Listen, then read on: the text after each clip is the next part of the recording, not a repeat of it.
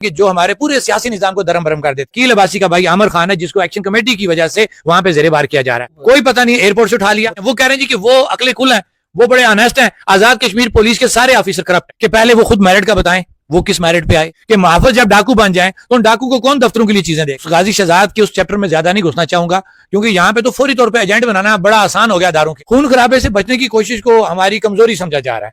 हमारी कमजोरी नहीं है। वो मौसूफ पहले दिन से कह रहे हैं जनाब 98% मामला हल हो गए। तो मैं फिर आपको जो इंटरव्यू दे रहा हूँ जो आपने पूरा इसके अलावा दर्जनों चीजें हो रही ये तो चंद चीजें कार्ड में आज का जिक्र कर आज नहीं मुराबला कोर्ट से बंद है। इसी तरह मीरपुर में शिकायत आ रही है, मुजफ्फराबाद के अंदर बंद हो गया मुकम्मल। ये बेसिकली झूठे लोग हैं। क्या ये पीपल पार्टी के हैं, क्या नून लीग के हैं, चाहे जिस जमात से हैं, क्योंकि इन सारों के मफादात यकजा हैं। ये जब 29 सितंबर की आप बात करेंगे तो ये तमाम जमातों के लोग वहां पे आके बैठे थे।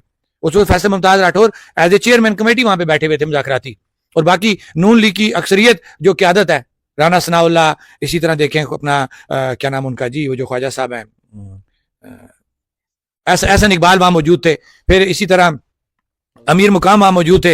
वफाकी जितनी भी पीपल पार्टी और नून लीग की जो क्यादत है, जो कह सकते हैं जी कि हम फैसला को कहते हैं कि हमारे पास फैसले का इख्तियार है, तो वो वहां पे बैठे हुए थे।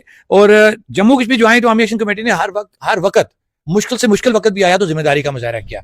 हमने हमेशा खून खराबे से बचने की कोशिश की। खून खराबे से बचने की कोशिश को हमारी कमजोरी समझा जा रहा है। हमारी कमजोरी नहीं है।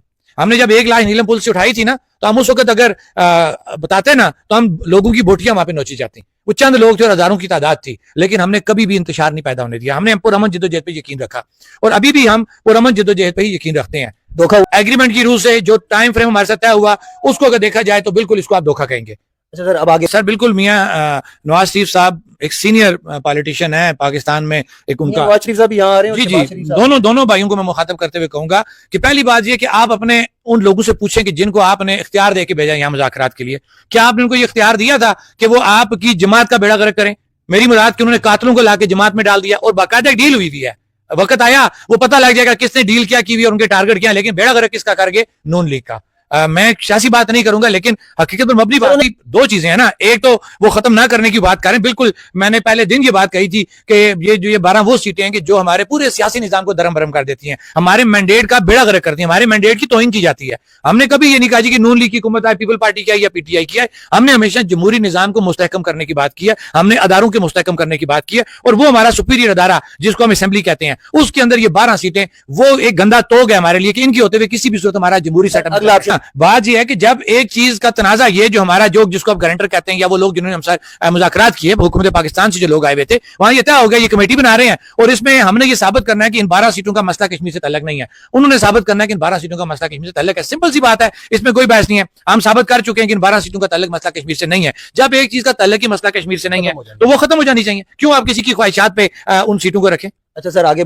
उस गाजी शहजाद के उस चैप्टर में ज्यादा नहीं घुसना चाहूंगा क्योंकि यहाँ पे तो फौरी तौर पे एजेंट बनाना बड़ा आसान हो गया दारों के लिए कि किसी का कोई मैसेज, कोई रिकॉर्डिंग पकड़ी, वो सलाम दुआई कर रहा है, जनाब ये फलां के साथ मिले में फलां आप लोगों वो लगते रहते हैं। लेकिन ये बात दुरुस्त है कि एक इवेंट हुआ गाजी शहजाद साहब वाला, उसके अंदर वो भी निकले बाहर, एक हमारे कैदी की जान भी गई है। इतना बड़ा इवेंट हुआ, उसके बाद गाजी साहब आज भी सोशल मीडिया ऊपर मौजूद हैं, अदारे देख रहे हैं। ये जो हमारे भाई हैं, ये अकील अब्बासी के भाई हैं, आमिर खान इनका नाम है। ये भी मेरे इंफॉर्मेशन के मुताबिक उस हवाले उस टाइम इन्वेस्टिगेट हुए, क्लियरेंस इनको मिली, ये बाहर चले गए मस्कत, वहां से भी वापस आए, मजदूरी कर रहे थे और पता चल सका क्यों आज उनको कोई पता नहीं, एयरपोर्ट से उठा लिया। मुतालबा क्या है? अब यही तो हमारा झगड़ा क्या है। देखिए ना, अदारे क्यों डिस्कस होते हैं, क्यों मतलब है हुकूमत पाकिस्तान को बीच में इन्वॉल्व किया जाता है। हम ये कहते हैं कि अलग रियासत है, अगर उस शख्स ने कोई जुर्म किया, हम नहीं कह रहे कि जी बिल्कुल नीट एंड क्लीन है, क्योंकि हमें नहीं पता।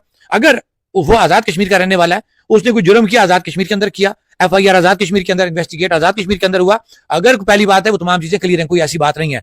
हमारे हिसाब से उनके जो भाई अकील अब्बासी हैं वो हमारे दीरकोट कोर कमेटी के एक्टिव 3 मेंबर हैं कि जिस वक्त दीरकोट के अंदर जिस वक्त हुकूमत और अदारों ने मिलकर दीरकोट चमियाटी हमारे बंधु पे, बच्चों पे गोलियां चलाई, उस वक्त हमारे अकील अब्बासी साहब नत्ते सामने खड़े रहे हैं और उन्होंने दीरकोट और चिमियाटी के अंदर एक्शन कमेटी को सपोर्ट किया। हमारा क्लियर कट ये मौकफ है कि अकील अब्बासी का भाई आमिर खान है जिसको एक्शन कमेटी की वजह से वहां पे जेरेबार किया जा रहा है। हमारा अदारों से, हुकूमत पाकिस्तान से मुतालबा है कि आपके जो काम है आप वो काम करें। इस तरीके से अदारों की बदनामी होती है, मुल्क की बदनामी होती है। ये छोटी छोटी चीजों को अदारों को इस तरीके से नहीं लेके जाना चाहिए। अगर वो कुछ मुजरम है तो वो रियासत के अंदर आए, रियासत के अंदर लेके आए, ट्रायल करें, दूध का दूध पानी का पानी साबित हो जाएगा। अच्छा देखें, हमने हमेशा मेरिट की बात की है जम्मू कश्मीर ज्वाइंट अवामी एक्शन कमेटी ने, तो मैं पुलिस डिपार्टमेंट की भी जब बात करूंगा तो मैं मेरिट की बात करूंगा कि पहले वो खुद मेरिट का बताएं वो किस मेरिट पे आए? सीनियर 3 DIGs जो है वो जेरेबार हो गए, पुलिस जो है वो एक कश्मकश के अंदर मौजूद है। लेकिन पुलिस हमारी है, स्टेट की पुलिस है, दिखाई नहीं पड़ता। वो अपने आप को बरी जमा करार दे रहे हैं। वो कह रहे हैं जी कि वो अकले कुल है, वो बड़े ऑनेस्ट हैं। आजाद कश्मीर पुलिस के सारे ऑफिसर करप्ट हैं। उनका जो कहने का मकसद है मीरपुर के अंदर ना, वो ये तासर दे रहे हैं कि जी वो फरिश्ता शिफ्ट हैं, फरिश्ता शिफ्ट इंसान है, और आजाद कश्मीर पुलिस के तमाम अफिसरान चोर हैं, बेईमान है। कतन ये बात नहीं है।